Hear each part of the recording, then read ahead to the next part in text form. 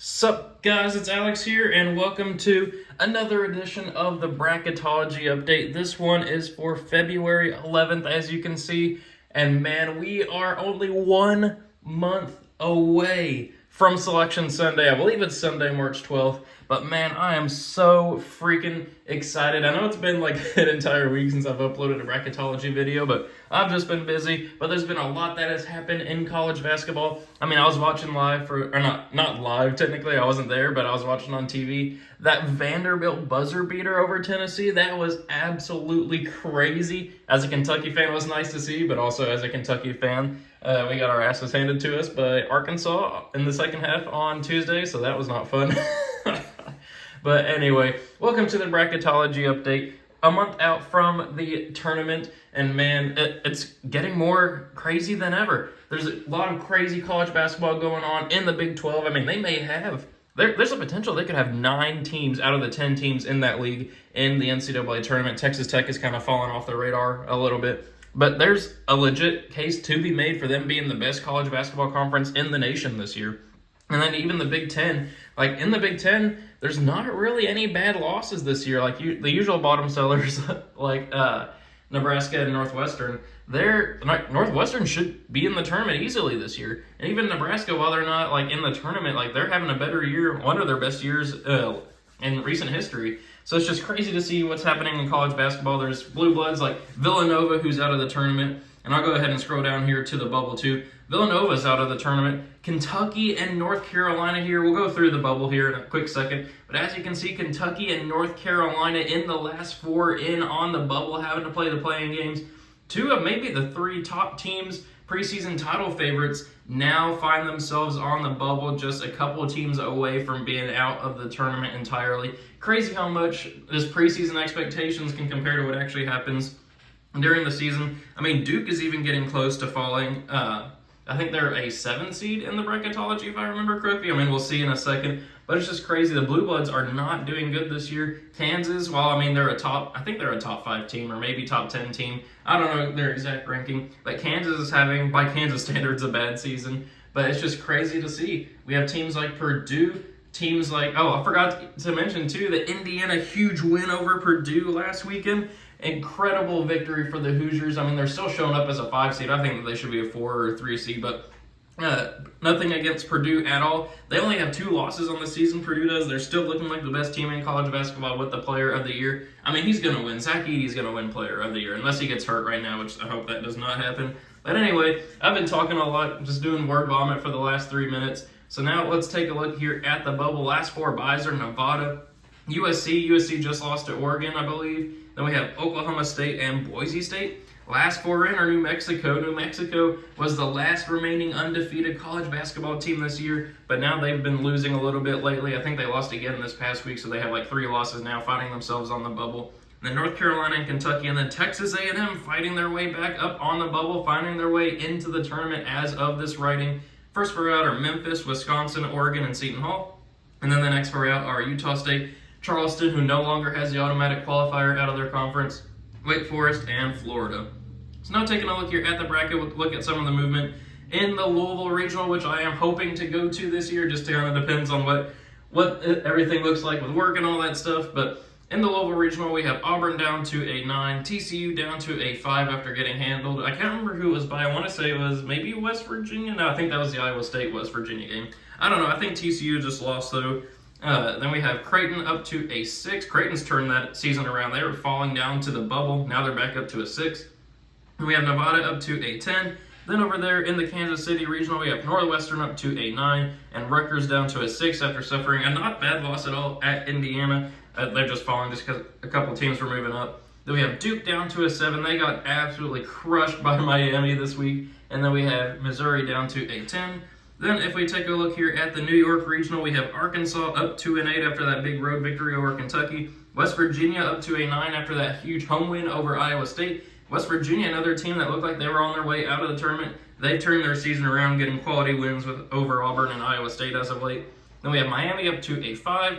UConn up to a 4. UConn, everybody was kind of ragging on them, me included. I mean, I'm not going to take myself out of that conversation. Whenever they lost, like, I think it was 5 out of 6 games or like 5 out of 7, something like that. but it looks like they started to right the ship too, turning their season back around and now back up to a 4. Then we have New Mexico and Kentucky both falling down to an 11. Then we have Providence down to a 7, Oklahoma State up to a 10. Then over there in the Las Vegas Regional, Michigan State back up to an 8. Marquette down to a 4 after, I can't remember who they lost to. I want to say it was probably UConn over the week, but they are now down to a 4. And North Carolina down to an 11, Texas A&M new to the field, Kansas State up to a 3, and then the Fighting Toothpaste of Colgate up to a 14. So as you guys know, every time that I do one of these bracketology updates, I go to vertex42.com and I I just download this Excel bracket and just update for the teams based off of who Joe Lunardi has in the tournament. And at some point, I'll probably make my own bracketology just based off of where I think teams should be bracketed. But that's a that's a discussion for another day whenever I have time for that. But before we get started with the actual predictions for what I think would happen in the NCAA tournament based off of this bracketology, if you're watching at this point in the video, so that way I know that you're a true fan, true subscriber, true viewer, whatever you want to call it, instead of just skipping to the end to see who I would pick to win the whole thing, comment biscuits and gravy down below. Had that for breakfast today. Love me some good biscuits and gravy. Probably my favorite breakfast food up there with pancakes. And man, yeah, just comment biscuits and gravy if you're watching at this point in the video. But all right, time to get into the predictions here. So we're going to go with, obviously, Purdue beating the winner of Alcorn State and FDU, Fairleigh Dickinson. Then we're going to go with Pittsburgh beating Auburn. Honestly, I can't remember the last time Pittsburgh got an NCAA tournament win. Maybe it's more recently than I thought. But it feels like that program's been kind of in the mud lately. But they're fighting their way out, having a really good season this year. Then we're going to go with TCU beating Liberty there, along with Xavier, who just lost to Butler last night, beating Southern Miss. Then we're going to go with Creighton here, moving on past Clemson, along with Iowa State over UC Santa Barbara. Then we're going to go with Nevada here, pulling off the 10-7 upset over Maryland, and then UCLA hanging on past Eastern Washington. Then for a spot in the Sweet 16, we are going to go with Purdue moving on past Pittsburgh. Then we're going to go TCU pulling off the 5-4 slight upset there over Xavier. Then we're going to go with Iowa State moving on past Creighton, and then UCLA moving on past Nevada. Then for a spot in the Elite Eight, Purdue versus TCU, we are going to go with the Boilermakers of Purdue. I mean, I just don't know how you can't pick them to move on this far at this point in the season. Only 2 losses. The 2 losses are to Indiana and Rutgers, not bad losses at all. Then we're going to go, and I want to say they were both on the road too. Then we're going to go with Iowa State here, moving on past UCLA. But then for a spot in the Final Four, it is going to have to be Purdue coming out of this regional. They're just too good this year. So now moving on to the top right regional over there, we're going to go with Alabama beating the winner of UMass and Moorhead. I think it's like Massachusetts, Eastern, whatever you want to call it. Doesn't matter. NC State and Northwestern. I am going to go with NC State, but I can easily see Northwestern pulling off the victory there. Then we're going to go with Indiana moving on past Oral Roberts, and then Gonzaga moving on past Drake. Then Rutgers will handle Boise State there, along with Virginia over Princeton. Then I'm going to go with Missouri pulling off the 10-7 victory over Duke. They just lost by 22. I think it was like 81-59, something like that. I think they just lost huge to Miami. That program is just kind of in disarray right now. Right for an upset by Missouri. Then we're going to go with Kansas moving on past Youngstown State. Then for a spot in the Sweet 16, Alabama will move on past NC State. Then I'm going to go with Indiana there, moving on past Gonzaga. Rutgers pulling off the upset there, 6-3 over Virginia. And then Kansas moving on past Missouri. Then for a spot in the Elite Eight, I'm going to go with a huge upset here, in my opinion. I'm going to go with Indiana pulling off the 5-1 upset. I think that they can make some magic happen. That team is just rolling as of late with Trace Jackson-Davis leading the charge. Alabama, they just absolutely destroyed Florida, so I do have to give them that credit. But Alabama just seems, I don't know.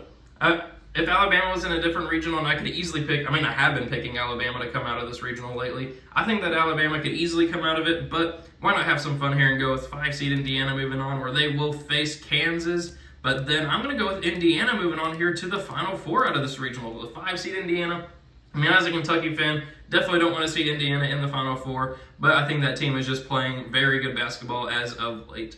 So then we're going to move on to the bottom right regional here. Houston will beat Rider. Then we're going to go with West Virginia actually pulling off the victory there over Arkansas 9-8. Miami will beat Kent State. Then we're going to go with UConn over Hofstra. Then I'm going to go with the upset pick here with Kentucky beating New Mexico and then beating Iowa there 11-6.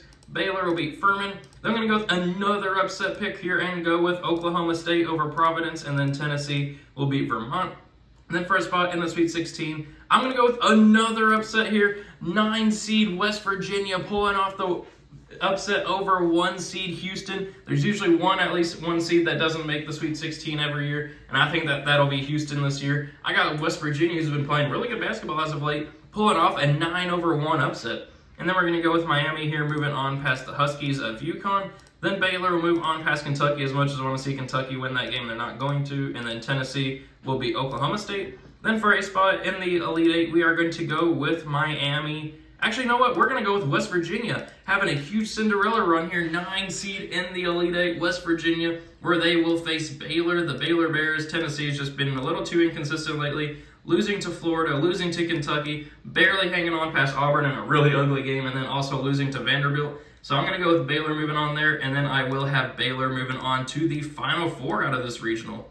So then last one over here, bottom left, we are going to go with Arizona moving on past TAMU Corpus Christi. Then we're going to go with Michigan State moving on past Florida Atlantic. VCU pulling off the 12-5 upset over St. Mary's. St. Mary's is a very good basketball team, but they did just lose to Loyola Marymount, who had also beaten Gonzaga, so maybe it's not a bad loss at all. But we're going to go with VCU there, pulling off the 12-5 upset. Marquette will move on past Utah Valley. Illinois will beat the winner of North Carolina and Texas A&M. Then we're going to go with Kansas State moving on past the Fighting Toothpaste. USC pulling off the 10-7 upset, which means I have all 10 seeds upsetting 7 seeds in this bracketology. And then we're going to go with Texas here, moving on past UNC Asheville. Then for a spot in the Sweet 16, we're going to go with Arizona past Michigan State. Marquette moving on past VCU. Kansas State moving on past Illinois, and then Texas moving on past USC. Texas has been looking really good this year. Then for a spot in the Elite Eight, I'm going to go with 4-seed Marquette moving on here, which means there's only going to be one number 1 seed in my Final Four. I just really like Shaka Smart's squad this year, and I think I've been a believer in Marquette like from the beginning. Like if you go back to the bracketology videos when I first started making them back in January, I have been a believer in Marquette. I got them going to the Elite Eight here, where they will face Texas. I think either team could win this one here, Texas or Kansas State. Both teams are playing very good basketball as of late. But for a spot in the Final Four, I really want to pick Marquette to move on there. But Texas has just been playing such good basketball lately. I thought that program was going to be done, or not done, but I thought that they were going to falter after Chris Beard left. But they've just picked up where they left off. That team has been picking up quality win after quality win. So now in the Final Four, we have 1-seed Purdue, 2-seed Texas, 3-seed Baylor, and 5-seed Indiana. So only one number 1 seed and only 2 top 2 seeds, if you were to call it that. But up first, we have Purdue versus Texas for a spot in the national championship, and we are going to go with Purdue moving on there. And we have Indiana and Baylor, and I'm going to go with the Baylor Bears there, as much as I'd love to see Indiana pull off the victory there over Baylor. I think at this point, I'd probably be rooting for Indiana just because they're more local. But then that sets up Purdue versus Baylor here for the national championship. And as much as I'd like to see, actually, I don't know. I don't know who I'd like to see win that matchup there. But I will go with Purdue. It's been a while since we've seen them on top. Baylor just made it to that. I want to say I'm pretty sure they won the championship 2 years ago. For some reason, my mind is just blanking right now on that. But I got Purdue winning. They only have 2 losses on the season, both to really good programs. And that team is just playing out of their mind right now. They have the Player of the Year and Zach Edey. I think that they're going to win it all. So, thank you guys for watching. Hope you enjoyed it. Be sure to leave a like and subscribe if you did. Leave a comment on your own predictions. Let me know what you think of my predictions as well. Always like to read through the comment section. Thank you guys for watching. Hope you enjoyed it. And I will see you all later.